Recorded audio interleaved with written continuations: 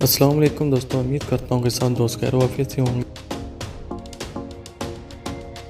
आज हम मौजूद हैं सऊदी अरब में बर्ड मार्केट में। यहाँ आपको हर किस्म के परिंदे और जानवर देखने को मिलेंगे। इस वीडियो में आपको ना जानवर ना परिंदे बल्कि खूबसूरत मछलियाँ दिखाएंगे और साथ ही इनके रेट भी बताएंगे। बहुत से दोस्तों को खूबसूरत मछलियाँ पालने का शौक होता है। ये खूबसूरत मछलियाँ घरों या ऑफिस वगैरह में रखी जाती हैं। इन मछलियों के मुख्तलिफ रंग और डिज़ाइन होते हैं, जिसकी वजह से ये मछलियाँ और भी ज़्यादा खूबसूरत लगती हैं।